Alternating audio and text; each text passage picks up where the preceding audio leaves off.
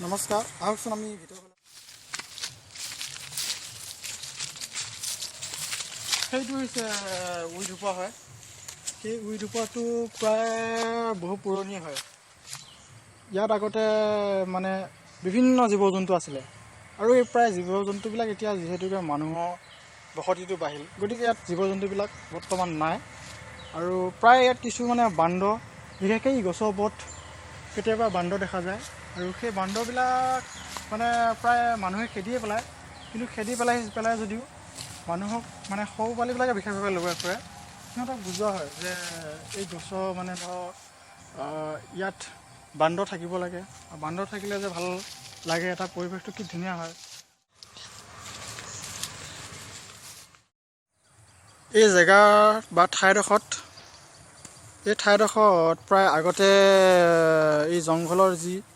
সুবাসতাটো এই সুবাসতাটো প্ৰায় আগৰ পৰাই আছে আৰু ইয়াত বিভিন্ন ধৰণৰ চৰাই চিৰিকটি দেখিবলৈ পোৱা যায় আৰু ইয়াৰ চৰাই চিৰিকটি দেখিবলৈ পোৱা যায় লগতে ইয়াত যিবিলাক বিলুপ্তি হৈ গৈছে অসমৰ অন্যান্য ঠাইবিলাকত বিভিন্ন চৰাই কিন্তু এই ঠাইডোখৰত বিভিন্ন ধৰণৰ চৰাই বিভিন্ন ৰঙৰ চৰাই দেখিবলৈ পোৱা যায় সাধাৰণতে কথা হৈছে যে ইয়াত হালধীয়া নীলা ক'লা বিভিন্ন ৰঙৰ চৰাই দেখা যায় এতিয়া কথা হৈছে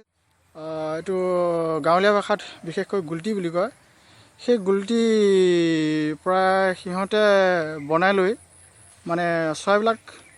খেদিবলৈ চেষ্টা কৰে বা সিহঁতক আঘাত দিবলৈ চেষ্টা কৰে কিন্তু এতিয়া বৰ্তমান শিক্ষিত হৈছে সকলোবিলাক আৰু এনেধৰণৰ শিক্ষিত হোৱাৰ কাৰণে মানে সেইবিলাক এতিয়া বিলুপ্তি হৈছে অৰ্থাৎ সিহঁতে মানে চৰাই চিৰিকটিবিলাক নমৰা হৈছে কিন্তু কথা হৈছে সিহঁতে মানে যদিও কেতিয়াবা চৰাই চিৰিকটি মাৰিবৰ কাৰণে আহে তেতিয়া জ্যেষ্ঠজন হওক বা শিক্ষিত এজনেই হওক বা অন্যান্য যিবিলাকে জানে বা সেই বিষয়ে সুন্দৰকৈ বুজায় আৰু সেইকাৰণে সিহঁতে মানে সেইবিলাক চৰাই চিৰিকটিৰ যিটো মানে মৰম চৰাই চিৰিকটিৰ প্ৰতি এইবিলাক সিহঁতে বুজিছে আৰু এই গছ গছনিবিলাকৰ কেতিয়াবা আৰে প্ৰায় দেখাই পোৱা যায় আজি বিশেষভাৱে চৰাই চিৰিকটিবিলাক এইখিনি ঠাইত নাই কিন্তু এই জেগাডোখৰ বৃহত্তৰ জংঘল আৰু এই জংঘলৰ মাজতে প্ৰায় চৰাই চিৰিকটিবিলাক